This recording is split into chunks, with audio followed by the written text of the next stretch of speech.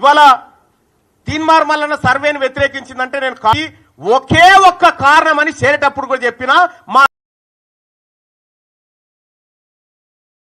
మా తలలను లెక్క పెడతా అంటుండు, క్యాస్ట్ సెన్సస్ చేస్తా ఉంటుండు, మాకు 42% రిజర్వేషన్ ఇస్తా అంటుండు రాహుల్ గాంధీ గారు అని చేరినాం.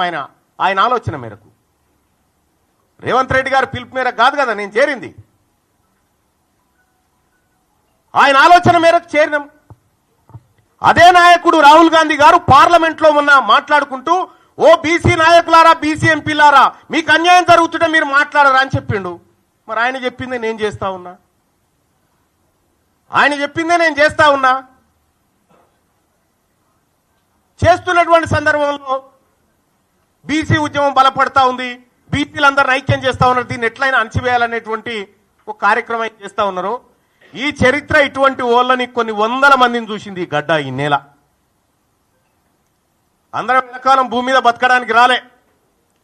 ఇవాళ మనం ఒక పని చేస్తే తరతరాలు గుర్తుండాలి. గా బీపీ మండల్ గారు చేసిన పని, గా జయశంకర్ సార్ చేసిన పని, వాళ్ళు చేసిన పని తరతరాలు గుర్తుంటది. ఇప్పుడు మీరు పని చేస్తే మీ మంత్రులకే మీ పేరు యాదకొస్తలేదా? అందుకోసమే ముఖ్యమంత్రి గారు ఇది మిమ్మల్ని పరిపాలన చేయమని అప్పగించినటువంటి సందర్భంలో మీరు తీసుకున్న నిర్ణయం తప్పని చెప్పిన.